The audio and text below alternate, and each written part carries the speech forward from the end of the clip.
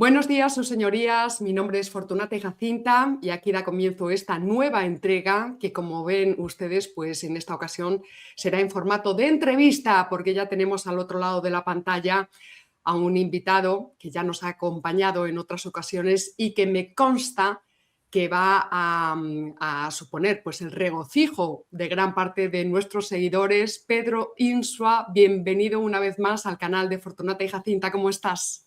Muy bien, muchas gracias, Paloma, y aquí encantado de estar aquí contigo. Te puedo llamar Paloma, ¿no? Ese nombre artístico no se puede revelar tu nombre verdadero, sí, ¿no? Sí, sí, sí. Paloma. Pues aquí estoy, Paloma, Paloma. encantado de estar aquí.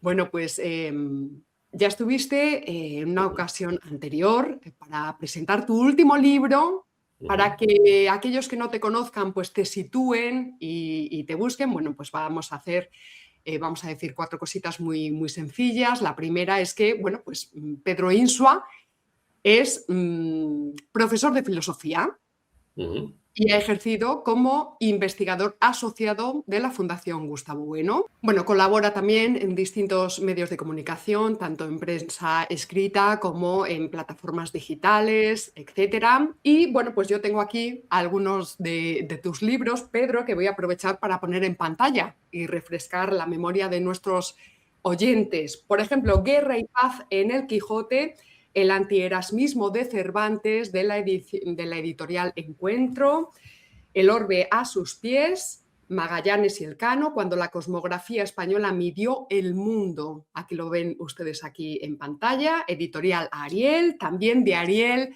uno de los libros más queridos por Fortunata y por muchos seguidores también del canal. También de la editorial Ariel, 1492, España contra sus fantasmas. Aquí lo ven ustedes, bellísimo. Hay un libro importantísimo que presentaste ya el año pasado, si no recuerdo mal, pero que no lo tengo, querido Pedro, porque me lo pidió mi sobrina y por tanto se lo está leyendo mi sobrina en Salamanca. Pero sí que tengo aquí la portada, entonces vamos a aprovechar para refrescar también este último trabajo tuyo, Cuando España echó a andar, editorial Ariel, también de Pedro Insua. Y bueno, pues el motivo de tu participación hoy en el canal de Fortunata y Jacinta, tu último trabajo, querido Pedro, Salamanca, capital del conocimiento, el faro de las ideas del Imperio Español. Y este es de la esfera de los libros, ¿verdad? Sí, veo aquí el simbolito. Y permíteme que te lea un pequeñísimo fragmento como introducción y para que, bueno, pues para que nos comentes. Esto, bueno, pues era un fragmento de una respuesta que di en Twitter, ahora llamado X, ¿verdad, Pedro? Sí. Como respuesta a una de las múltiples polémicas que diariamente saltan allí, ¿verdad? Bueno, pues yo escribí lo siguiente. Momentos privilegiados de la historia fueron los reinos cristianos del siglo XIII y luego la España que resiste vigorosamente frente al neopaganismo protestante. Entonces no solo se pensaba la teología, sino que se la ponía en juego, se operaba con ella en la política, en la guerra, en la moral, en las artes, en las ciencias, en todas las actividades humanas. Siglo XIII, el gran siglo de Santo Tomás, esa cúspide, ¿verdad?, de la historia, de la historia humana en general, de la historia de la cristiandad en particular. Y Santo Tomás es figura fundamental porque, bueno, pues a través de Santo Tomás, muchos de los grandes nombres de la Escuela de Salamanca van a fundar precisamente el saber que va a estructurar jurídicamente pues, el Imperio Español, ya en el siglo, a partir de finales del siglo XV. Entonces, bueno, yo te dejo esto sembrado. Agarra por donde quieras, Pedro, y cuéntanos, Santo Tomás, la introducción, el prólogo y la introducción de tu libro ya da buena cuenta de la importancia de este personaje, de Santo Tomás de Aquino. Cuéntanos un poco, ¿por qué es Sí, a una ver, figura fundamental? claro, yo claro, quiero enfocar la Escuela de Salamanca desde el punto de vista genético, del origen, ¿no? Es decir, que no es una cosa, un champiñón que sale en un bosque húmedo del siglo XVI porque es muy productivo y tal, no. Esto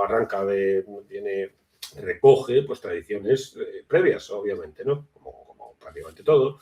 pero aquí, digamos, con un significado muy determinado, ¿no? Yo arranco un poco con el poema de Borges dedicado a España, precisamente, ¿no? Que pues, dice algo así como que España midió los océanos, ¿no? Y redujo feroces imperios, algo así, ¿no?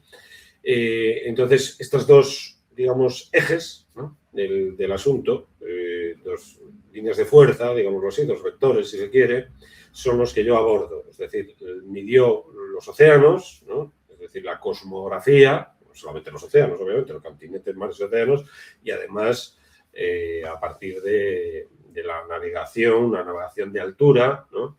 Una navegación que implica pues, la astronomía, para poder meterse en el océano sin la referencia a la costa, ¿no? Pues, entonces tuvieron que abordar, pues,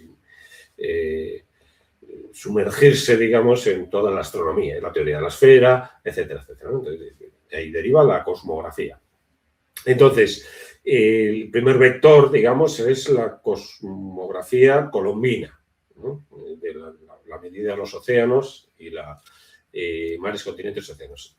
Pero el otro vector es el trato con esa población que se encuentra en el continente americano, y eso viene de la mano de la determinada posicionamiento de la teología política que viene servido por el otro vector, que es redujo fieros imperios, ¿no? Pues es el vector tomista, ¿no? El enfoque tomista acerca de la política, sencillamente, ¿no? Entonces, bueno, aquí partimos de la idea fundamental de la rotura, ¿no? Como una línea decisiva en la historia universal, que es el borrar el non del non plus ultra, ¿no? Borrar ese non. España lo que hizo fue borrar ese non. Esa frontera, digamos, del mundo antiguo y medieval, que era el non plus ultra, no se puede pasar de las columnas de Hércules. España representa, histórico universalmente, y es un hito ideográfico, no se puede repetir, es algo irrepetible, y es España quien lo protagonizó. Entonces, borrar ese non fue más allá, ¿no? Que está en el emblema de nuestro escudo, ¿no? Entonces, borrar ese non, claro, implicó pues muchas cosas. Ese emblema pindárico, si se quiere, Píndaro, según parece, es el que inventó la fórmula de non plus ultra, ¿no? Pero después lo repite también Dante, que tendrá un protagonismo Dante bastante importante en toda la obra en general, porque Dante es un personaje que ha recorrido estos vectores. A eso se llama filosofía, la cosmografía y la teología natural. Si se quiere, la filosofía, la que se encuentra Dante en Santa María Novella, cuando Dante muere Beatrice, ¿no? Se muere Beatriz y en el año 1290 y tanto se muere Beatriz, y entonces Dante, pues melancólico y tal, pues va a acudir a las escuelas de los religiosos, dice Dante, ¿no? Las clases que se impartían, porque podían recibir a los seglares en los conventos, ¿no? Había, digamos, se impartían clases y eran receptivos, podían ir de oyente los seglares, digámoslo así, más o menos la figura del oyente es un poco parecida. Y entonces Dante acude a la Santa María Novella en el año 1290 y tanto, es decir, justo cuando Santo Tomás de Aquino está en pleno. Entonces, Dante habla de la bella dama, ¿no? Que es la filosofía, la bella dama que va a conocer después de la muerte de su bella dama, Beatriz, pues va a conocer a otra bella dama. Esto lo cuenta Dante todo en El Convite, una obra que yo no conocía. Yo había leído la Divina Comedia, había leído La Monarquía de Dante, pero no había leído El Convite, que es el banquete es de sabiduría, es el Convite. Y la sabiduría es la filosofía. Y fundamentalmente son estas dos líneas de fuerza, la cosmografía y la teología natural, ¿no? Entonces, pues, claro, yo quise ver un poco, hacer una especie de paralelismo entre Dante, lo que se encuentra en Santa María Novella, que es un convento dominico, ¿no? Y que Santo Tomás está en ebullición en ese momento, con lo que se encontró Colón, justamente cuando visita también otro convento dominico, San Esteban de Salamanca, ¿no? Cuando visita, digamos, una visita organizada, se supone, por Talavera, a instancias de los Reyes Católicos, por Talavera, ya pues, estamos hablando de 3 siglos después, 2 siglos después, perdón. Entonces, lo que se encuentra Colón cuando llega a España en 1476, rebotado del maltrato, vamos a decirlo así, de Juan II de Portugal, ¿no? Que le engañan, etcétera. Bueno, yo cuento todo esto en el capítulo primero del libro. Entonces se encuentra allí de nuevo esa bella señora, es decir, la filosofía tomista.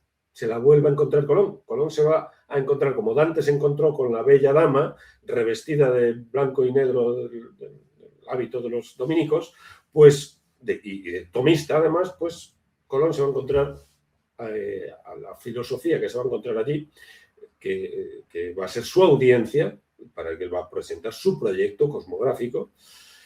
Pues la audiencia que va a tener es la audiencia de la misma bella dama que se encontró Dante en Santa María Novela, pero en este caso en San Esteban, en Salamanca, ¿no?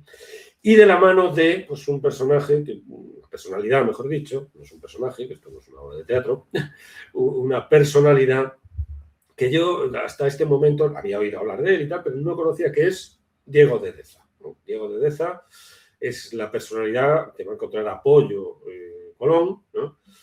Y a través de esta convergencia entre la teología tomista de Diego de Deza y la cosmografía colombina, pues va a resultar esa ampliación del mundo hasta saturar la esfera, hasta que el mundo es tal como lo conocemos, que es el mundo que hay, que es la esfera.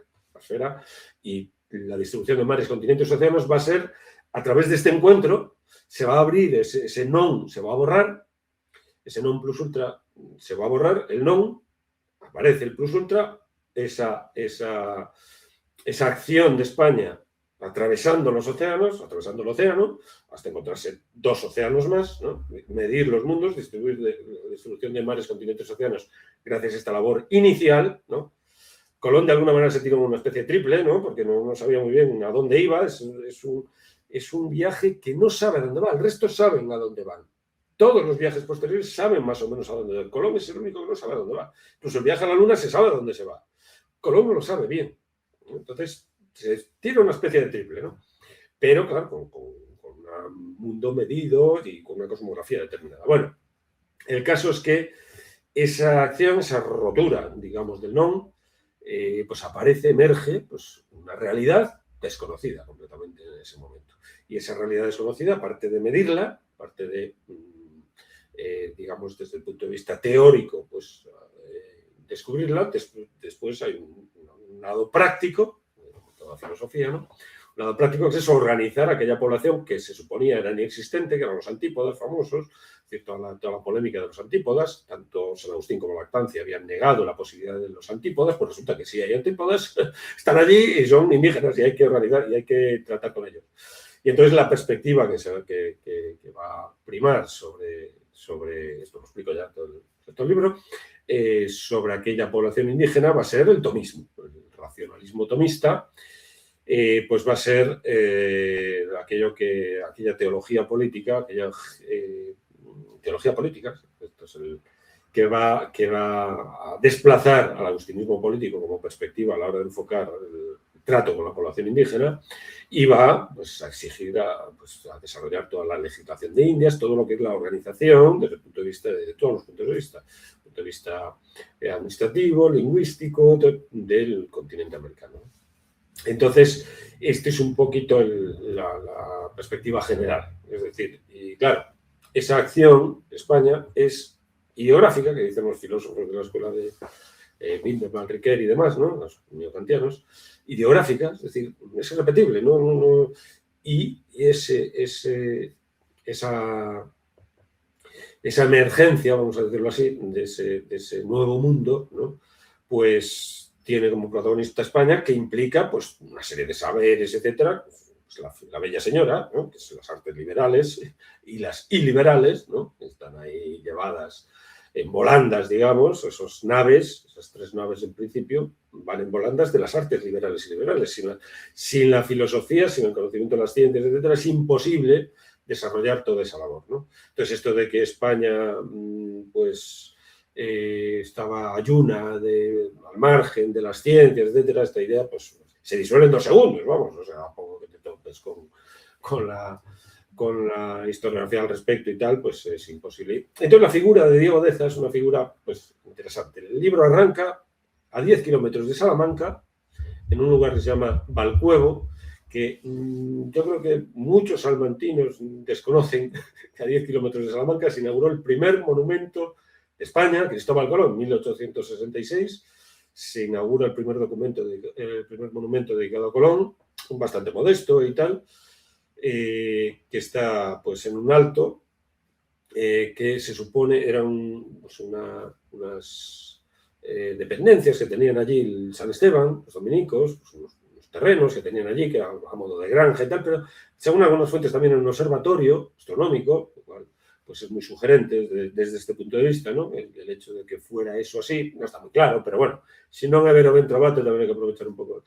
Pero el hecho es que se formó un monumento a Colón en 1866 de la mano de un señor que era un empresario que, claro, fueron terrenos que con la desamortización, Mendizábal, Almodoz y tal, con las desamortizaciones del siglo XIX, pues se fueron expropiados esos terrenos y entonces los compró este tal empresario. Cuando se enteró ese empresario de que allí, según parece, en algunas fuentes, se habían reunido Colón y Deza, ¿no? Y habían escuchado a Colón en las juntas de Salamanca, ¿no? Un asunto del que yo trato en el primer capítulo, pues entonces el hombre entusiasmado mandó a hacer un monumento, se dejó allí su dinerito de empresario, era harinero, se dedicaba a harinas y tal, y al final, además, terminó donando, yo creo que este mismo hombre terminó donando los terrenos a la Universidad de Salamanca. Hoy son terrenos titulares de la Universidad de Salamanca. Y entonces, y ahí está el primer monumento, que nos enteren mucho los iconoclastas, ¿no? Que hablo yo también al principio de la iconoclastia y de la perspectiva de Urtasun y demás, ¿no? Acerca de la revisión de todos los museos y tal para borrar, ¿no? En plan damnatio memoria, en este caso sí, el colonialismo, entre comillas, español, ¿no? Y reformular, reinterpretar todos los museos y tal y cual, pues este monumento no tiene ni pintadas ni nada, no se ha enterado casi nadie de que existe. Así que tampoco quita esta parte, que no la escuchen. No sé quién sea, porrada, a lo mejor lo escuchará mucha gente, no sé si lo escuchará mucha gente, ¿no? Pero bueno, el hecho es que mejor que no se entere mucho que hay un monumento ahí a 10 kilómetros. Y ahí arranca el libro, en ese monumento. Sí, yo soy salmantina, yo he ido a esa finca de Valcuevo porque era uno de los destinos para celebrar el lunes de aguas en Salamanca, que es el famoso día después de la Semana Santa en la que se cierra el ciclo de la abstinencia carnal y que por tanto, bueno, pues ahí hay toda una historia con el hornazo de Salamanca. Entonces, bueno, es un típico día en el que por tradición pues suele llover, pero bueno, el caso es que toda Salamanca se va al campo a degustar los manjares de la carne en todos los sentidos, a Valcuevo. Bueno, en cualquier caso, estabas hablando de esto y fíjate tú, está por un lado, que lo describes perfectamente bien, todos los monumentos que se han ido derribando en los últimos años y décadas. Y luego está la otra versión, Pedro, que yo no sé si escuchaste el discurso de Marco Rubio, el que acaba de hacer, no sé si ha sido ayer o antes de ayer, en el Consejo de Seguridad en Múnich. Y, a ver, es curioso porque les está echando un rapapolvo, aquí no podemos ser ingenuos, Marco Rubio no está improvisando, está diciendo cosas con mucha intencionalidad y ocultando otras, no por ignorancia, sino también con mucha intención. Y, por ejemplo, hay un momento en el que recupera la leyenda negra antiespañola en una versión extraña, a ver que nos des tú la opinión, bueno, extraña quiero decir que no es la típica de matar a Colón, sino de delegar en Colón precisamente el descubrimiento de América. La colonmanía que pone en Colón como la figura de él dice exactamente un navegante italiano. Ahí está completamente invisibilizada la acción histórica de España construyendo ese nuevo mundo. Entonces lo colocan todo en la figura de un Colón que se le visualiza como una especie de superhéroe que llega nadando él solito allí a América y saca adelante pues toda la administración de esos territorios, la organización política, social, jurídica, artística, económica, todo, todo, todo. Entonces, en esta versión de Marco Rubio queda silenciada precisamente la acción histórica de España y lo colocan todo en la figura de Colón. No sé si quieres comentar algo, no sé si has escuchado esta intervención de Marco Rubio, que está generando también mucha polémica y mucha historia. ¿No? Esa intervención en concreto relativo a Colón, ¿no? Lo cual es una pena, o sea, tengo que escucharla ya a partir de ahora. Pero bueno, sí es verdad, yo cuando escribí el libro aún no había restaurado Trump el día de Colón, el Columbus Day, que lo habían quitado, lo habían reformulado, lo habían, bueno, esto, pues de no sé qué indígena y tal. Pero Trump lo restauró. Pero claro, es el Columbus Day, es decir, ahí Columbus Day se celebra el 12 de octubre, borrando a España un poco, porque es un lobby italiano ahí que tuvo mucha influencia en Estados Unidos, claro, los lobbies italianos, la influencia de... Bueno, quien no haya visto El Padrino, pues no ignorará esto, pero quien haya visto El Padrino, pues, ¿qué se puede decir del lobby italiano, ¿no? Entonces, pues, esa presión acompañando a la leyenda negra antiespañola en Estados Unidos, que también tuvo su papel importante, ¿no? Bien, es verdad que en Estados Unidos siempre fue compensada un poco esa leyenda negra con una, no tanto dorada, pero sí siempre hubo bibliografía, ¿no? Estoy pensando en Federico Lumis y en otros, ¿no? Siempre compensaron un poquito esa perspectiva negro-legendaria acerca de España en Estados Unidos, ¿no? Siempre reivindicaron un poco su papel, también por el papel pues, el papel en la independencia, en la guerra de independencia americana, la defensa de España allí, pues de la mano de algunos autores, ¿no? Entonces, algunos militares. Entonces, claro, la perspectiva en cualquier caso es la de, pues, ningunear a España, eso está claro, ¿no? Es decir, cuando se resalta a Colón como si fuera eso, pues una especie de aventurero, ¿no? Una especie de comerciante, ¿no? El soft power siempre les viene el comerciante que iba con interés y era pues muy audaz y tal, pero claro, pero ¿qué? Si iba como almirante de Castilla, o sea, ¿qué más quieres que eso? O sea, esa titulación de lo que después tuve unos pleitos por sus abusos y porque como gobernador fue bastante desastroso, por otro lado. Y entonces, pues tuvo que ir un funcionario para desautorizarle y demás, ¿no? El Bobadilla. Pero, una especie de funcionario. Pero que claro, plantear digamos, conquista... La conquista propiamente dicha empieza con Hernán Cortés, además. Una labor de conquista, digamos. Esto yo creo que esto, hasta ese momento, no es exactamente una conquista, es un trato comercial, efectivamente, un tanteo, no hay una intención conquistadora, ¿no? Realmente hasta que no tiene, digamos, dimensión continental el hecho americano, ¿no?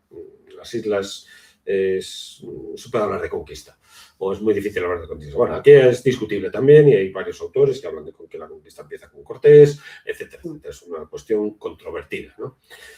Pero bueno, el hecho es que, claro, hacer del 12 de octubre pues una acción personal, heroica, casi en plan Carlyle, de un héroe o de una especie de aventurero y tal, como si fuera Marco Polo también, pues no tiene sentido. Desde el punto de vista histórico es completamente absurdo. O sea, ahí está detrás toda una plataforma política, de naturaleza política, que además cobra un nuevo sentido moderno, ¿no? Esto que decía, ¿no? El Estado como obra de arte, más o menos, pues ahí está, ¿no? Entonces, no tiene ningún sentido plantearlo como una acción personal. No lo es, en absoluto, ¿no? Entonces, bueno, yo supongo que pues Marco Rubio, etcétera, la administración norteamericana, pues está en una actual, la de Trump, está en pues una situación así un poco inestable, ¿no? O sea, tiene que restaurar la figura de frente a todo el wokismo, ¿no? Que tratan de combatir, que es la que había retirado pues a Colón, las estatuas de Colón y tal. Yo en el libro, en la introducción, pues a una relación de las muchas estatuas que fueron retiradas de los distintos lugares, ¿no? Que había muchas estatuas de Colón en Estados Unidos, en toda América. claro, la iniciativa, los primeros que empezaron a hacerlo fue en Venezuela, obviamente, ¿no? Y Chávez comparaba a Colón con Hitler, ¿no? Entonces, pues, bueno, yo pongo esto de manifiesto como no tiene pies de cabeza la comparación. Y bueno, ahí, claro, yo también pongo en la introducción, en el prólogo, más bien, pongo esta corriente, digamos, con un rival islámico en el horizonte muy importante, yo creo.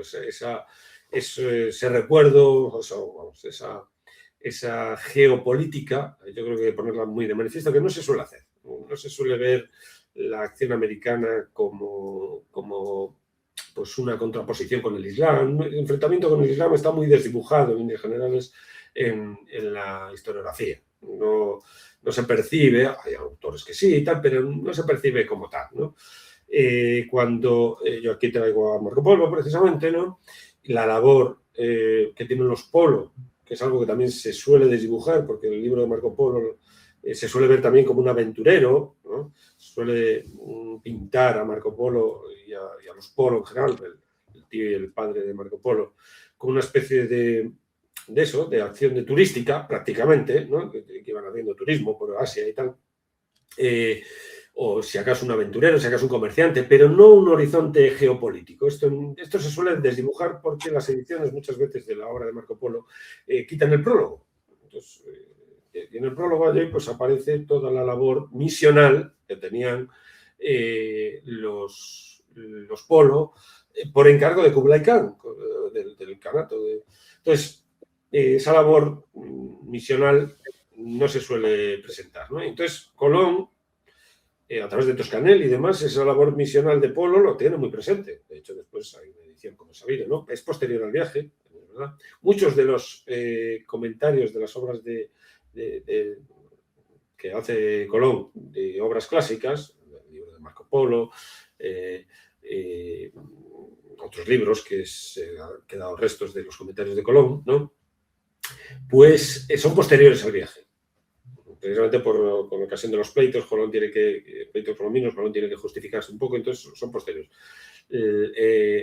Entonces, por ejemplo, la obra de la esfera de Sacrobosco, en fin, una serie de obras de allí que él comenta, ¿no? que conservan los comentarios de Colón, son casi porque había autores que aún discutían esto, pero bueno, es muy posible que sean posteriores al viaje.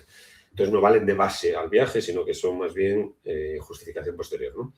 Pero la intención de los Polo la hereda Colón de alguna manera. Entonces lo que se busca con ese viaje, hay un horizonte misional muy claro, geopolítico, antiislámico, que es tomar contacto con la Iglesia del Oriente, ¿no? Con el cristianismo oriental.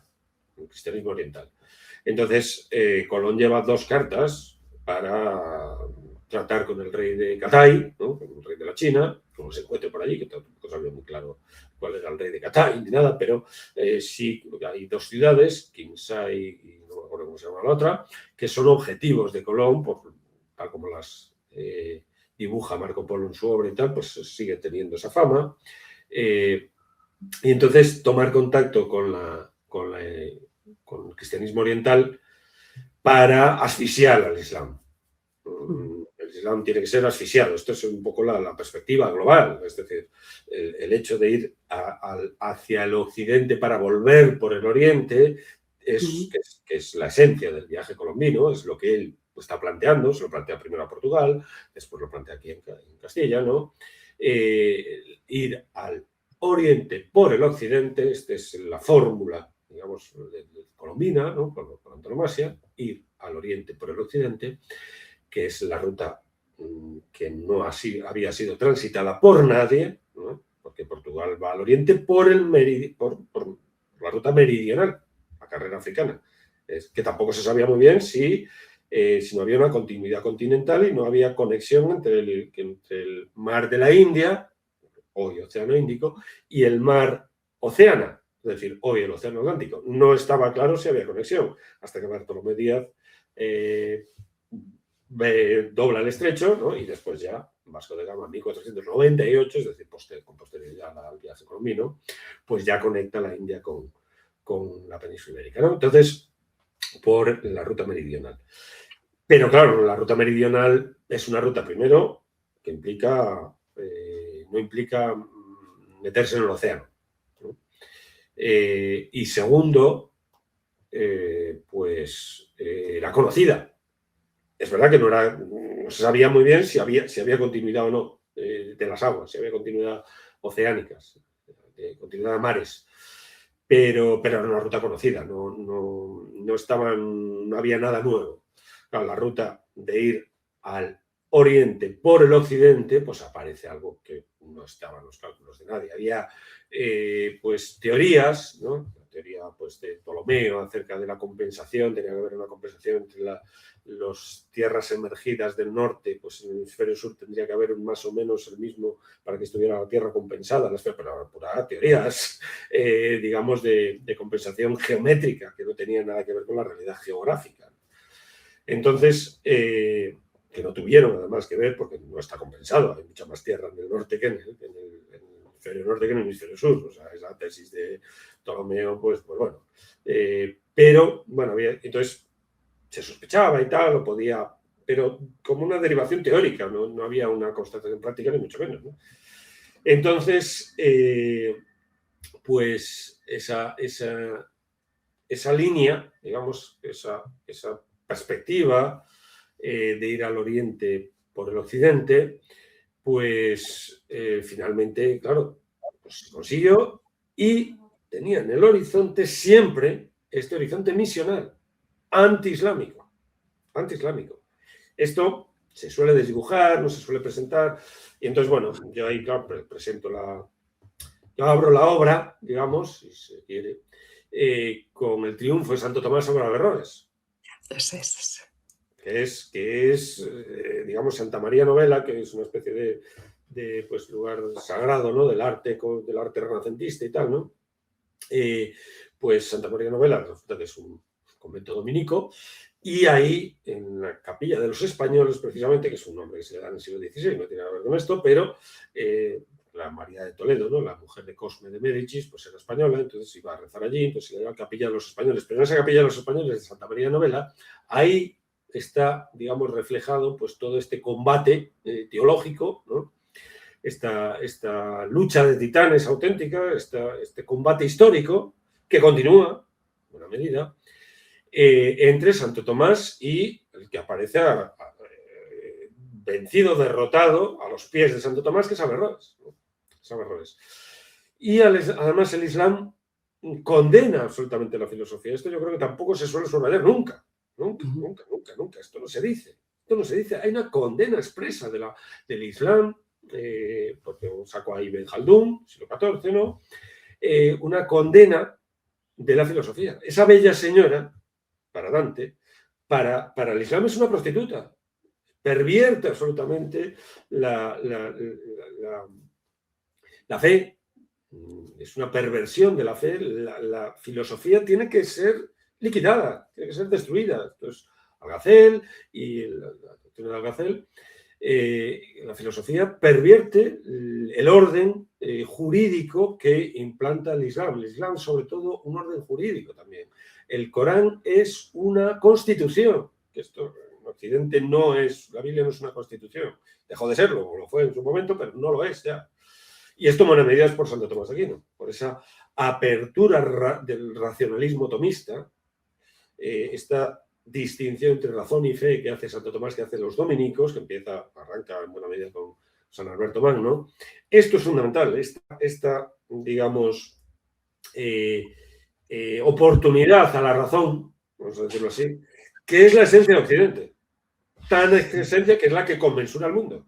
Esa racionalidad que aparece ahí en Santa María Novella, con la que se encuentra Dante, es la que ha abierto el mundo moderno, es la que ha inaugurado el mundo moderno. Esa racionalidad que defiende Santo Tomás y con la que se encuentra Dante, esa bella señora. Pues esa bella señora, yo hago después en un capítulo pues, la historia de esa bella señora, ¿no? De cómo arranca la filosofía, cómo llega hasta el siglo XIII y cómo en Salamanca, en Salamanca, va a ser recibida, va a ser defendido el tomismo, frente a otros posicionamientos teológicos, el tomismo por Diego de Deza. Diego de Deza es un defensor del tomismo en las obras que se llaman así. Las dos grandes obras de Diego de Deza son en defensa de Santo Tomás de Aquino. A partir de ese momento, Santo Tomás de Aquino se va a consagrar, bueno, y se va a inventar realmente, porque previamente no lo fue, como el libro de texto de comentario a la Biblia, desplazando a la obra de Pedro Lombardo, la obra de Pedro Lombardo era hasta ese momento pues la obra que se utilizaba para comentar la Biblia, las sentencias de Pedro Lombardo. Las sentencias y después las sumas, ¿no? Pues era una especie de gigantesco comentario de la Biblia, ¿no? Para evitar pues lagunas, para evitar contradicciones. Dios no puede tener lagunas, no puede tener contradicciones. Entonces, ¿qué decían los padres de la Iglesia acerca de lo que dice Dios? ¿Qué dice? Porque nunca hay que perder de vista que la Biblia es la palabra de Dios, se supone, ¿no? Entonces, la revelación, la Biblia es la revelación, es lo que Dios ha dicho de sí mismo a los hombres, ¿no? Entonces, claro, Dios no puede tener lagunas, no puede tener, entonces, todos los comentarios posteriores de toda la patrística, nace digamos, la doctrina cristiana, doctrina católica cristiana, San Agustín, digamos, pues no puede haber contradicciones entre ellos. Entonces, pues aparecen los grandes comentarios del siglo de la escolástica, del siglo XII, XIII, pues reduciendo, tratando de eliminar todas las contradicciones, lagunas, reiteraciones que la palabra de Dios puede tener según los comentarios que habían hecho los padres de la Iglesia patrística. Entonces tratan de reducir todo eso.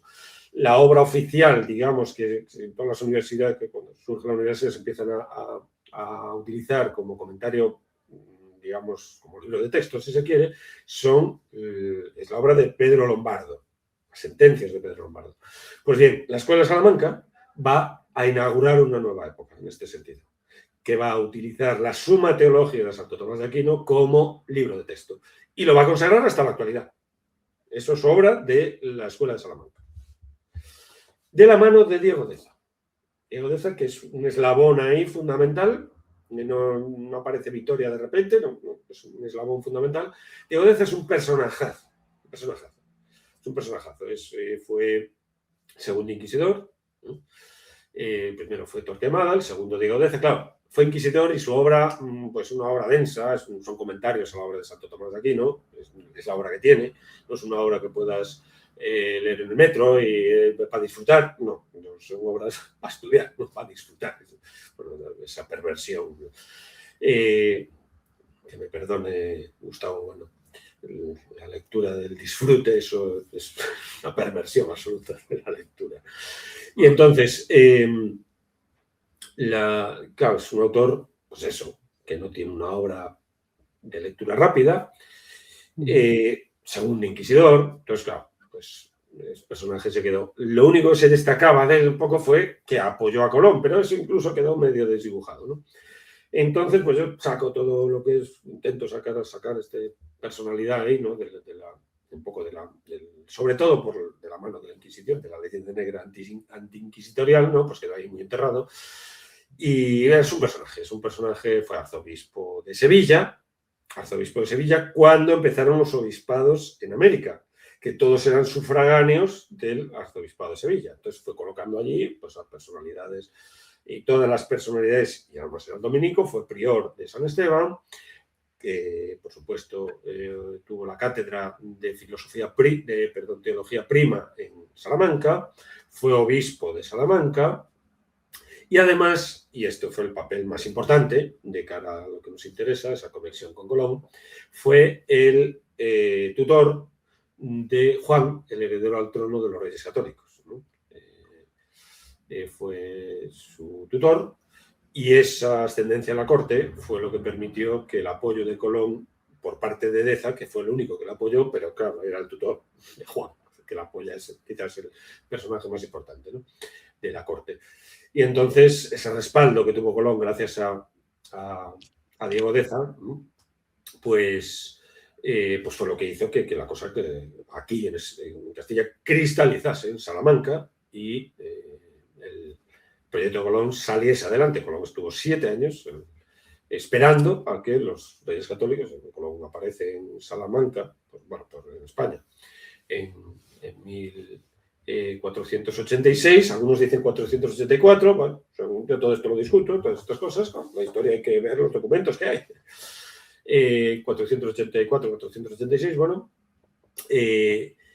entonces, después de quedar rebotado con el rey de Portugal, porque los medio engañan, Juan II engaña a Colón, ¿no? Entonces no quiere ver a esa nación, la condena, dice que es una nación detestable, portugueses, y en la capital no quiere volver a pisar Lisboa, ¿no? Y así sale de allí rebotado, porque lo engañan, esto en el libro aparece con todo detalle, y entonces viene a Castilla.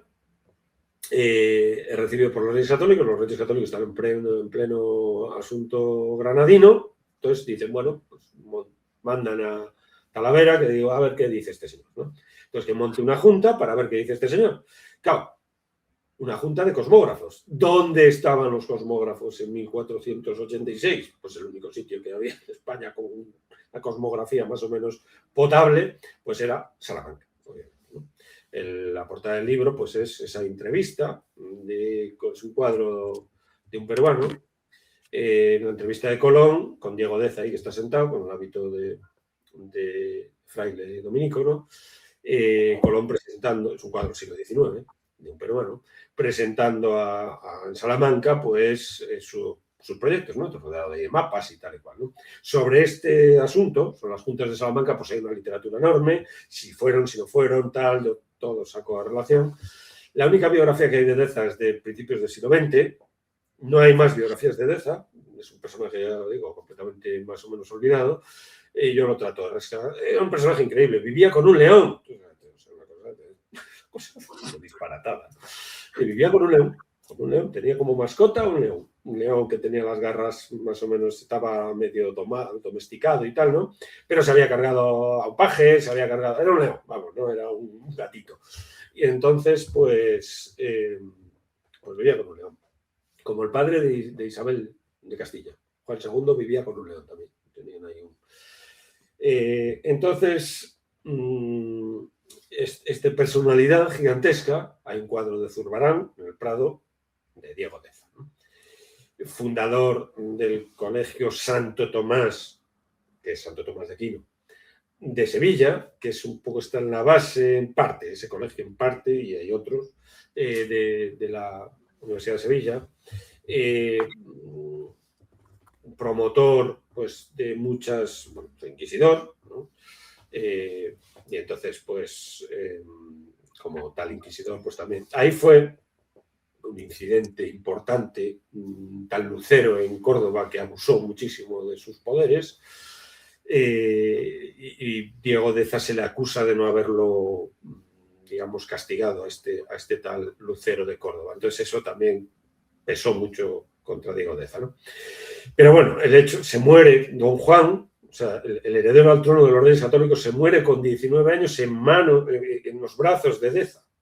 En los brazos de Deza. Entonces Deza le pide a los reyes que vengan a Salamanca, que se muere en Salamanca. Además, Juan de Castilla se muere en Salamanca. Entonces Salamanca va a ser pues, converger allí, todos los astros van a converger en Salamanca, como mejor dicho, además, porque la astronomía también.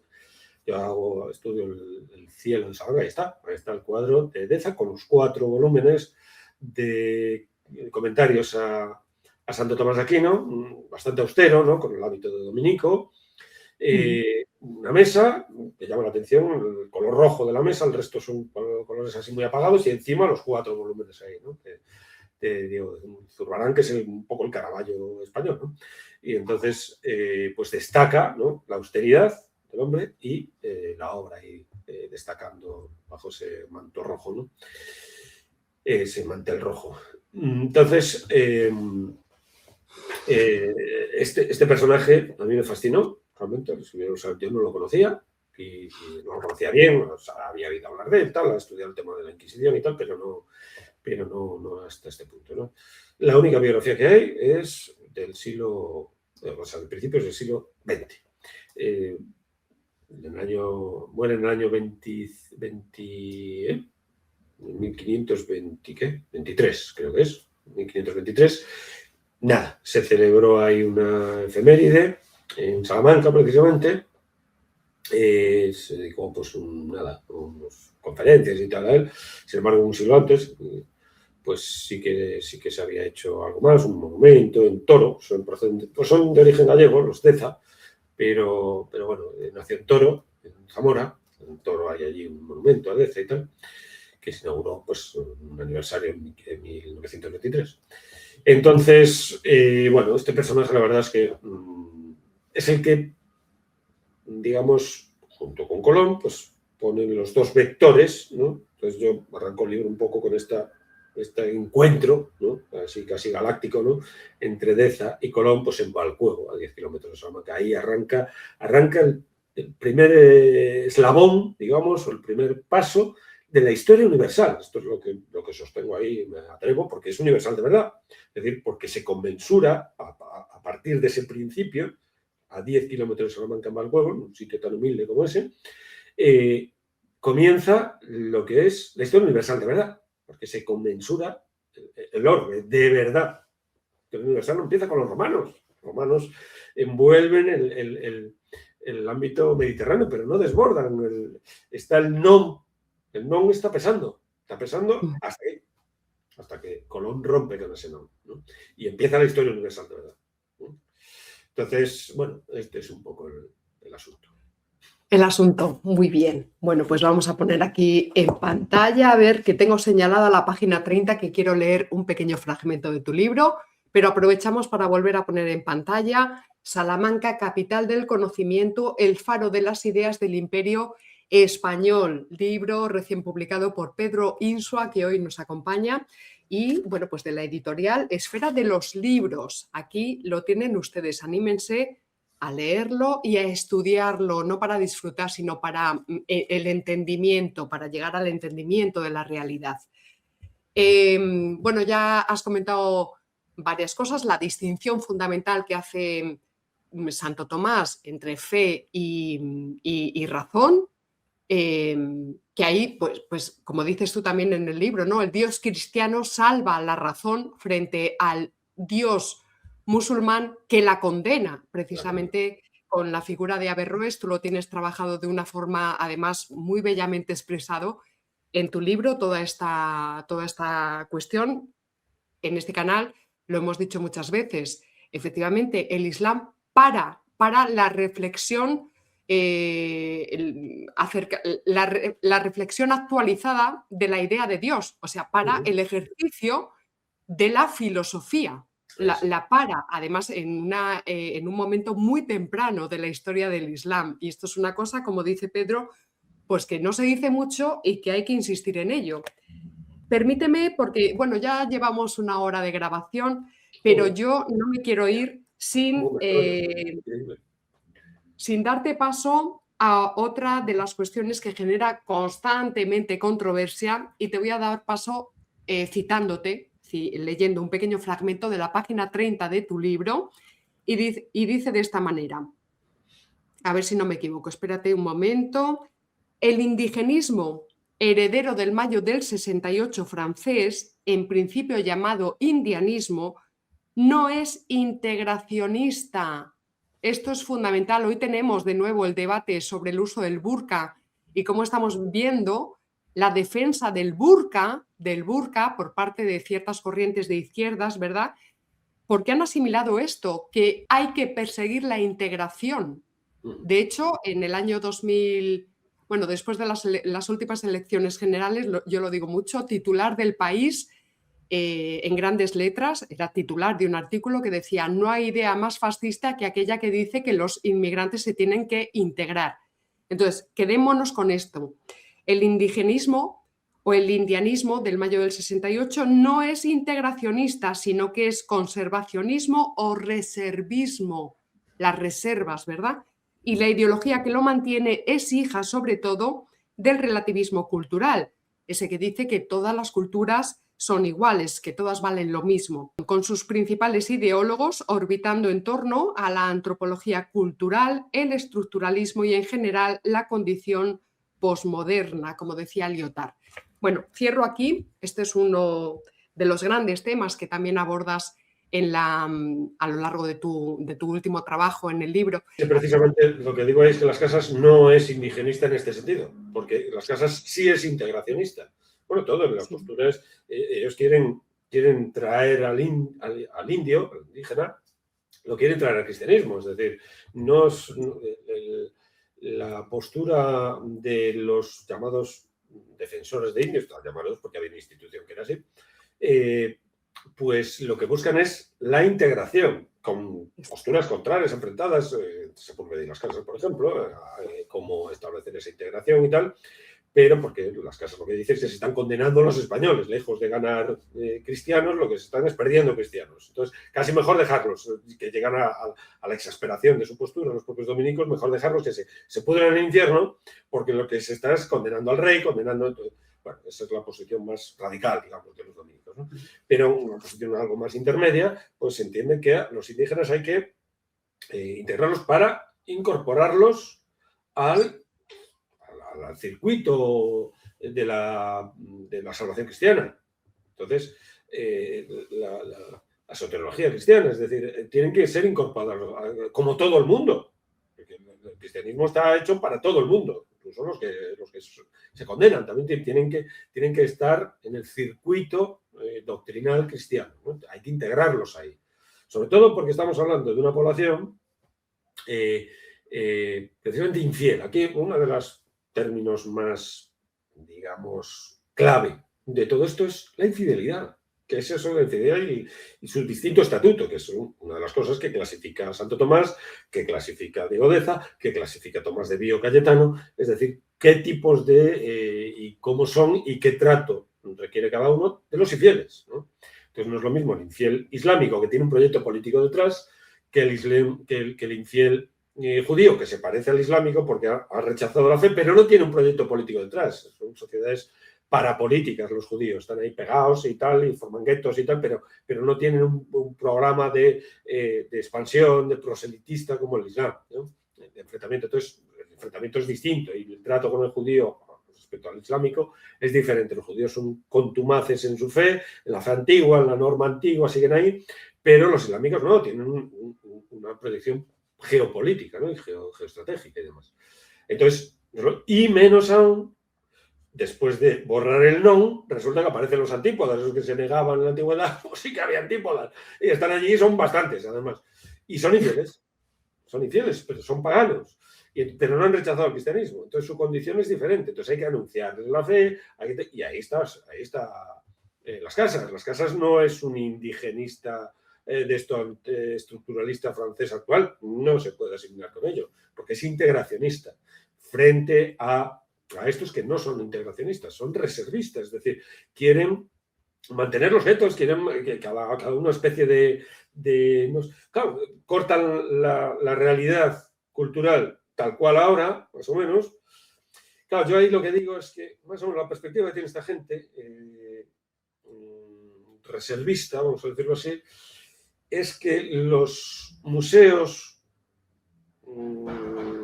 actuales, los museos, la institución del museo es una especie de circo que hay que eliminar, porque todos los enseres, los monumentos y documentos, en el caso de que haya escritura, de las culturas precolombinas, por ejemplo, que están en los museos españoles, en el caso de Madrid, pues está el Museo de América y el Museo de Antropología, pues son como si fuera, pues eso, como quien tiene, pues, una cabeza de venado en la pared, ahí pinchada, ¿no? Entonces, pero antropológica. Entonces hay que liberar a todo eso porque son como si fuera una exhibición de circo, circense y tal.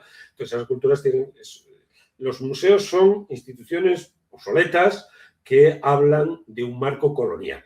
Esto es lo que dijo Urtasun y sigue con ese proyecto adelante, ¿no?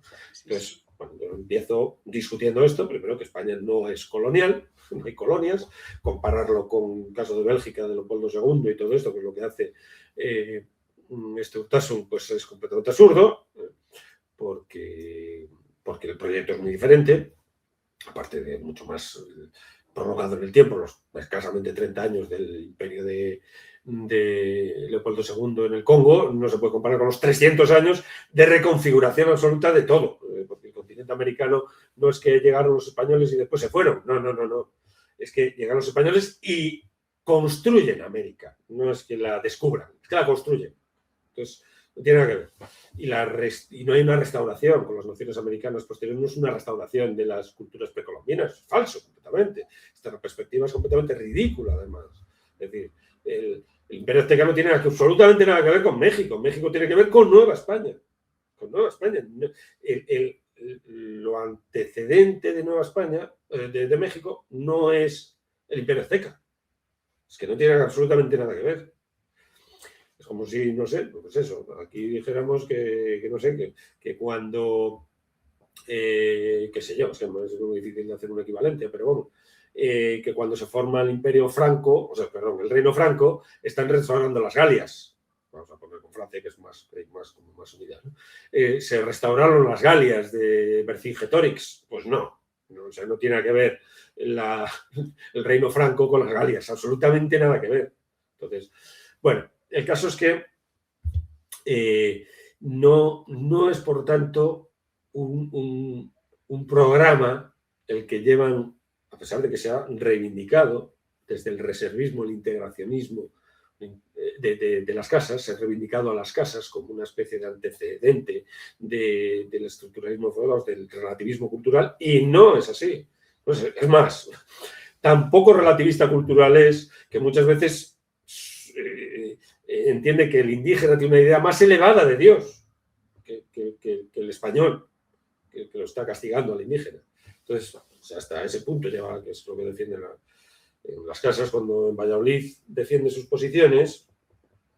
Claro, allí Soto, Melchor Cano, etcétera, que es la escuela de Salamanca que tiene delante, se quedan un poco flipados, porque claro, en principio eran todos favorables a las casas, frente a Sepúlveda. Sepúlveda tiene un componente aristotélico de la servidumbre por naturaleza que no encaja del todo bien con el cristianismo. Y entonces, porque debajo del ala de Santo Tomás, esto también es muy importante, está Aristóteles. Eso es muy importante también. Y la idea seglar del Estado, secular del Estado, está ahí. El zoon politikon está ahí detrás. Entonces, eso es muy importante. Para bien y para mal, ¿eh? A veces se revela Aristóteles y hay que esconderlo un poco porque es un pagano, Aristóteles al final. Bueno, el caso es que en Valladolid, Alonso el Domingo de Soto, el Melchor Cano, etcétera, los que están juzgando aquello, pues favorables a las casas en principio, después dicen esto no, o sea, esto de que se defienda la antropofagia como una prueba de fe de la idea tan elevada que tienen de Dios, que incluso se sacrifican por él de esa manera, pues aquello al final, como se sabe, ¿no? En 1550 pues no hubo las decisiones y tal y cual, pues quedó ahí a calendas grecas el asunto, no se conservaron y la cosa siguió como decía Sepúlveda que había que seguir, en el fondo. Entonces, bueno, el reservismo es completamente utópico, además, porque no puede restaurar las sociedades indígenas, sociedades tribales. Es incompatible con el Estado. Una sociedad tribal es incompatible con el Estado. Puedes hacer ideología y hacer un folclore que está subvencionado estatalmente, por supuesto, porque esos siguen siendo ciudadanos del Estado, por muy mapuche que seas, eres un ciudadano chileno, porque si no, sí que apaga y vámonos. Y entonces estás censado, estás tal, tendrás que votar seguramente. O sea, es imposible, es un proyecto utópico absolutamente, es una absoluta quimera, la restauración de las culturas. Lo que puedes hacer son, además, si acaso, pues algún tipo de folclore, un híbrido absurdo, cosas que se inventan. Esto pasa con los folclores aquí regionales nuestros, ¿no? De repente yo qué sé, yo recuerdo en San Ciprián, de Lugo, una playa, que hay un pueblo que hay una lúmina y tal, se hizo famoso hace poco por una lúmina que hay allí, pues empezaron a adorar pues a una especie de sirena y tal, de una tradición ancestral que tenía 10 años. O sea, la tradición milenaria tenía 10 años. Entonces, autonomista y tal, pues pusieron allí aquello y ya está, ¿no? Entonces, por ejemplo, y cosas así. Lo máximo que puedes hacer son híbridos de esta naturaleza pero que no son indígenas, que no estás tratando con indígenas, estás tratando con el indigenismo, que es el indigenismo, si hay indigenismo, no hay indígena, ¿sabes? Porque el indigenismo es una corriente que implica, pues eso, el mayo del 68, el estructuralismo, que implica muchas cosas, que implica el relativismo cultural, eso no tiene que ver con un indígena. Entonces, bueno, esto es un poco el asunto, ¿no? Que ese reservismo no es real, no es real. Lo que genera más bien es una obstaculización, por ejemplo, de una sociedad política más potente, de proyectos políticos industriales de todo tipo, que sea Estados Unidos, por ejemplo, la potencia rival de la prosperidad de las sociedades americanas, hispanoamericanas, para que prosperen y tal y cual, para tenerlas más o menos dominadas, ¿no? Pues no le interesa esa ideología, ¿no? Porque esa ideología está obstaculizando, pues, por ejemplo, el meter una industria potente, la salvaguarda de la reserva arbores la masa arbórea del Amazonas, por ejemplo. Pues no le interesa explotarla. ¿Por qué? Pues porque hay que reservar el ecosistema y no sé qué, no sé cuánto, más bien porque así se explota la de Canadá, ¿no? Pues entonces, no, eso es el efecto de la ideología. El efecto de la ideología no es una nada. El efecto de la ideología después tiene... La política tiene horror vacui. Es horror vacui. O sea, si tú no ocupas un lugar, lo va a ocupar otro. Entonces, pues eso. Pasa esto. Entonces, no lo va a ocupar una tribu. No, eso no va a suceder nunca. Eso está roto. La sociedad tribal es incompatible con el Estado. Si no lo ocupa un Estado y se organiza como tal Estado, lo va a ocupar otro. O sea que, en fin, esto es un poco la idea. Sí. Bueno, y lo que también subrayas tú, esta concepción que hay detrás de estas culturas como esferas megáricas, la monadología, ¿no? Que están ahí cerradas entre sí y que... Pero claro, el corte lo hacen en determinado momento histórico, como si no hubiera un antes, por supuesto, un después no, porque estaría ya contaminando la esfera megárica en su pureza formal y material, ¿verdad? Me estoy acordando... Por ejemplo, los aztecas, pues se impusieron sobre otros, y hay que restaurar las sociedades anteriores a los aztecas. En fin, no tiene ningún... Tiene que haber. Mira, es que me estoy acordando porque, bueno, todo el mundo hablaba de la serie esta famosísima de Yellowstone. Y yo, bueno, pues me he puesto ahora a ver Yellowstone y hay una parte de la trama en la que hay un personaje que se supone que es una india norteamericana, cuya familia, bueno, ahí hay todo un rollo porque hay una lucha a muerte contra el Estado, efectivamente, y contra los vaqueros, los ganaderos de vecinos de al lado. Y entonces, bueno, pues, pero esta señora es una mestiza. Lo primero es que es una mestiza, no es una apache pura. Genéticamente ya está mestizada. Pero bueno, aparece ahí toda la ideología indigenista de esa conservación utópica, como dices tú, de unas culturas puras que habría que restaurar, que es imposible. Bueno, pues ponen como ejemplo, se llevan a los alumnos de no sé qué universidad a ver la cultura pura de esa tribu de indios norteamericanos, a ver una carrera de relevo de caballos. Y entonces tú te quedas así y dices, pero vamos a ver, ¿cuándo llegó el caballo? Exactamente. ¿Por qué lo sigo? O sea, y eso, ¿dónde hacen el corte? Es que es absurdo, es absolutamente absurdo. Ya lo dijo Bueno, yo recuerdo el libro de Bueno, en el libro, menciono el libro de Bueno, que lo supo ver muy tempranamente, muy cercano ya del año 68, ¿no? Bueno, publica Etnología y Utopía, ¿no? La restauración. La nostalgia del comunismo primitivo, ¿no? Que es la ideología, que es una ideología muy reaccionaria, paradójicamente, por otro lado, ¿no? Dice Bueno, ahí en ese libro, ¿no? Un libro del año 71, los extractores aún del 68, lo supo ver muy bien. Entonces, pues eso, es etnología y utopía, es un proyecto completamente utopista, porque en realidad no estás tratando con indígenas. Indígena tiende a desaparecer el campo, que esto lo cuenta Bueno también, lo expresa Bueno muy bien, esa dialéctica del campo de la etnología, ¿no? En cuanto la ciencia etnológica se topa con el campo propio, tiende a desaparecer. En cuanto es incorporado por la propia disciplina etnológica, desaparece, porque el trato con el indígena hace que desaparezca el indígena, inevitablemente, ¿no? Entonces, hay un libro del antropólogo inocente muy célebre y tal, ¿no? Un antropólogo que le torean le toman el pelo, vamos, al antropólogo, los supuestos indígenas, ¿no? El antropólogo inocente. Una obra muy, muy graciosa. Entonces, le toman el pelo porque no son indígenas, ya, claro, porque están barajando otras categorías que ya están montados en la civilización occidental, como es natural, ¿no? Entonces, pues efectivamente, es decir, la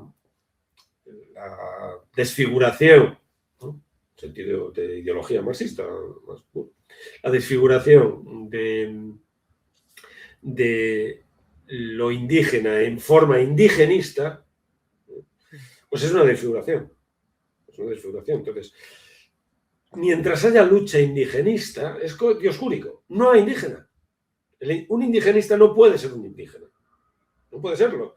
Además, ya la lucha es generalmente una lengua nacional para que te entiendan, una lengua como el español, por ejemplo, cuando dijo Chávez aquello de soy un indio alzado, pues hombre, se llama Hugo Chávez. Habla en español. Reclama el socialismo del siglo XXI. El socialismo es una corriente de origen francés. Entonces, ¿dónde coño está el indio? Ahí en el indio alzado. Lo de alzado es el indigenista alzado enfrentándose, bueno, tratando de desarrollar una geopolítica bastante fallida y basada en una mentira, entre otras cosas. Entonces, bueno, esto es un poco el asunto, ¿no? Que la reivindicación indigenista no tiene nada que ver con el indígena. No tiene nada que ver.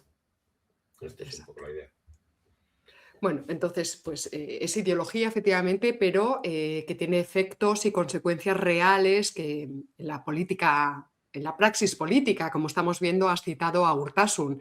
Es decir, ahí sí que eso se está utilizando como propaganda, como nematología, para implantar ahora ya sí planes y programas políticos acompañados de presupuestos, etcétera, y que tienen efectos reales sobre nuestra vida. Urtasun, recordemos que viene del entorno muy próximo a los indigenismos patrios nuestros españolitos, que son el secesionismo catalán. Entonces, bueno, pues este señor, formado también en todas las teorías estas decoloniales, pues es ministro de Cultura aquí en España, para que lo entiendan quienes nos están viendo desde el otro lado del océano. Pues este señor es ministro de Cultura. En fin, querido Pedro, ¿quieres rubricar con alguna cosita? Porque la idea es invitar a nuestros espectadores a que se hagan con el libro, lo vamos a volver a poner en pantalla, de Pedro Insua, su última publicación, Salamanca, capital del conocimiento, el faro de las ideas del Imperio Español.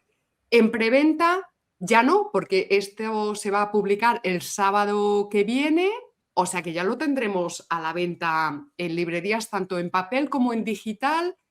¿O en digital todavía no sale? ¿Sabes cómo está un poco Sí, esta historia de la distribución? El Kindle también sale. Y a partir de mañana las librerías. A partir del día 18, vamos, el 18 de febrero, pues sale en librerías. Y efectivamente. Preventa está, pues desde hace 15 días o así, está en preventa. Y a partir del 18 sale en digital y Kindle también. Y en Kindle también, vale, importante. Y luego, ya he visto, bueno, nos has comentado que ya se están preparando alguna presentación en presencial, a ver en Salamanca, luego hablamos tú y yo, a ver si soy... Claro, yo me he ido temporalmente de Salamanca, pero todavía tengo por ahí maniobras y... En fin, a ver si podemos hacer algo. Pero sí que he visto publicada hoy, me parece que ha sido en X, que tienes una presentación ya con fecha, ¿verdad? Sí, tengo varias presentaciones. Tengo en Madrid el día 18, el día que sale el libro, vale. pues en una calle Cigia 25, creo que es la dirección. Bueno, es una asociación que me invitó pues, a presentar el libro y yo acepté, por supuesto. En Madrid. Después en Vigo, el día 19, al día siguiente, 19 de febrero. Vale. En Vigo, en una asociación también que tuvo interés y tal, en Vigo, en el centro de Vigo, allí, otra asociación que también me invitó a ello. Y después en Santiago una librería. Esto es una librería en Santiago, Follas Novas, que bueno, siempre están atentos ahí en esa librería, es la librería más importante de Santiago. siempre están atentos un poco a las cosas que saco y tal. Bueno, y el día 6 de marzo, en Santiago de Compostela, se nota que soy gallego todo esto, porque claro. Vigo es la primera vez que presento algo, pues es la primera vez que me hace especial ilusión, porque yo soy de Vigo, pero bueno, Santiago también mucha, porque, bueno, si seguimos el criterio de Max Sau, que decía que uno es de donde hace el bachillerato, pues yo soy de Santiago, pero bueno, nací en Vigo y toda mi familia está en Vigo. Y entonces, pues el día 6 de marzo en Santiago de Compostela, en Follas Novas. Vale, pues es estupendo. Aquí queda dicho, estaremos atentos a todas las publicaciones que hagas en las redes sociales. Y bueno, ya vamos a ir cerrando, Pedro, pero antes no me voy a ir sin preguntarte, porque tú eres culo inquieto. ¿Tienes ya nuevo encargo? ¿Tienes nuevo estudio, nueva investigación, nuevo trabajo? Sí, yo sigo con otros que ya tenía previamente encargados y tengo que continuar con ellos, que es uno sobre el comunismo, la idea del comunismo, la idea maniquea del comunismo, ¿no? Cómo está, bueno, cómo funciona esa idea, ¿no? Más o menos, y cómo empezó a funcionar en el siglo XIX, sobre todo con los efectos de la Comuna de París aquí y tal, bueno, con el sexenio democrático y tal, que es cuando entra el comunismo y el anarquismo, ¿no? Con todo lo que es la Primera Internacional, que es cuando empieza a tener efecto de verdad, digamos, un fenómeno, digamos, ideológico-político, el comunismo y, bueno, el anarquismo y otros movimientos, ¿no? El marxismo en general. Después, por supuesto, después del año 17, también los efectos que tiene, cómo es recibido y qué es lo que lo recibe, ¿no? Y después la caída del comunismo. Esos tres hitos, es decir, la aparición del comunismo con la Primera Internacional, la Revolución del 17, la Tercera Internacional y tal, y la caída del comunismo y los efectos. Esos tres hitos, digamos, cómo se va reconfigurando la idea del comunismo como idea maniquea en general. Esto es un poco lo que quiero hacer. Bueno, ya tengo bastante avanzado, pero bueno, eso es un encargo de la editorial que hasta ahora, con la que trabaja hasta ahora, que era Ariel. Y después tengo un encargo también sobre el nacionalismo gallego, que eso sigue estando ahí. Sí, bueno, es verdad. Sí, es verdad. Y eso, bueno, eso va a ir bajando poco a poco, pero bueno, es con el fundamulista en este caso, con la editorial fundamulista. Entonces, pues bueno, eso es con lo que estoy. Muy bien, bueno, pues ya sabes que nosotros tenemos mucha paciencia y que esta es tu casa. Cuando lo tengas ya preparado todo, pues aquí te vienes a presentarlo. Pues ¿de acuerdo, Pedro? Estás invitado. Bueno, pues nos vamos a ir despidiendo ya. Volvemos a poner en pantalla Salamanca. La idea es Salamanca como el sistema nervioso del mundo moderno no en el sentido ilustrado, ¿de acuerdo? Esto lo hemos trabajado mucho también en este canal. Interesantísimo, muy jugoso de leer, o sea, una lectura rica, me van a entender todos ustedes. Más rica que comerse un hornazo en la finca de Valcuevo, el lunes de aguas. Bueno, pues aquí lo tienen ustedes. Salamanca, capital del conocimiento, Escuela de Salamanca y todo lo que está orbitando en torno a esta grandísima institución. Curioso, no sé si te pasa a ti, y ya termino con esto, que yo cuando termino un libro es el mejor momento que creo tengo para empezarlo. Y llegué a fantasear con esto en plan así borgiano, ¿no? Le pasaré a todo el mundo esto, que de tal manera que los libros, es una cosa muy metafísica lo que voy a decir, pero bueno, los libros, los mejores libros no se han escrito nunca, porque cuando lo termina uno es cuando lo empezaría. Yo me pasa siempre. O sea, yo cuando termino un libro digo, ahora lo empezaría de verdad, ahora podría empezarlo, estoy en condiciones, las mejores condiciones para empezarlo. No sé si te pasa a ti, si tienes esa impresión. Me pasa, pero me pasa cuando han transcurrido ya unos meses de la publicación, porque como que me han reposado ya las cosas y entonces lo reelaboraría entero y metería cosas, quitaría otras, me pasa eso, sin decir que sería una enmienda a la totalidad, pero es verdad que consigues como una visión que dices, me cago en 10, ¿cómo esto no lo hice ya antes? Tengo esa impresión siempre que termino un libro, digo, ahora lo empezaría genial. O sea, bueno, genial Sí, o no genial, pero quiero decir, desde mi punto de vista, por supuesto, es una cosa muy subjetiva y tal, pero que cuando lo termino digo, ahora empezaría y lo empezaría bien, o sea, empezaría, porque es cuando ya tengo todo organizado, claro. ¿sabes? Bueno, en fin, Sí. cosas de... ¿Pensaría Santo Tomás esto? Claro, por Cuando eso. Bueno, Santo Tomás ¿eh? tanto lo pensó, Santo Tomás lo pensó. Santo Tomás, las últimas palabras de Santo Tomás dijo, todo lo que es escrito es paja. O sea que Claro, eso claro, fue claro. lo último que dijo Santo Tomás antes de morirse en Fossa Nova, allí en 1275. Algunos dicen, bueno, Dante dice que envenenado, o sugiere, envenenado por Carlos de Anjou, por los angevinos, por los franceses, por supuesto, pero bueno, sí, este hizo una enmienda a la totalidad, Santo Tomás hizo una enmienda a Total, la totalidad de su obra. Sí, total. no hay muchos autores que hayan hecho esto, ¿eh? La enmienda a la Sí, sí. totalidad. Todo lo que es escrito es paja.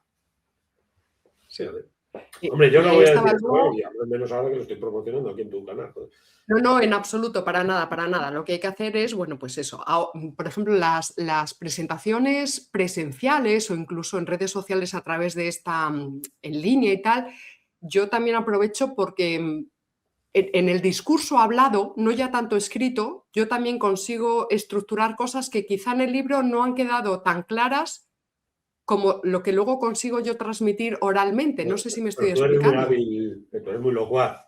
No es mi caso, tú eres muy locuaz y entonces eso, yo creo que es mejor la escritura en mi caso. ¿Eh? Bueno, estas son observaciones Sí. así un poco a la abuela pluma. Tú escribes, Y, desde luego tú escribes de maravilla. Vuelvo a bueno, insistir, el muchas libro es gracias. delicioso de Creo que leer. escribo mejor que hablo. Y en Sí. tu caso, las dos cosas las haces muy bien. Pero en mi Bueno, caso, bueno, bueno. creo que escribo. Calla, bo, calla, bo. Sí, o sea que, pero bueno. Bueno, pues aquí tienes tu casa, Pedro, para cuando saques los próximos trabajos. Bueno, pues como siempre, me contactas y vienes invitadísimo y encantados de la vida, una servidora, y me consta que también, pues, muchos de los seguidores de este canal. Así que, en fin, pues te agradezco muchísimo tu compañía, Pedro. Muchas Espero gracias a que ti. vaya todo muy bien. Estamos en contacto. Ojalá te pueda acompañar en alguna de las presentaciones del libro en Salamanca, a ver si muevo algunos hilos con alguna librería por allí yo también. Y bueno, pues nada, un fuerte abrazo y nos vamos a despedir como siempre de todos los seguidores del proyecto hispánico Fortunate Jacinta, recordando la cita célebre: si no conoces a tu enemigo ni a ti mismo, perderás cada batalla. Hasta luego. Chao, chao. Adiós, Chao. Pedro. Muchas gracias. Chao.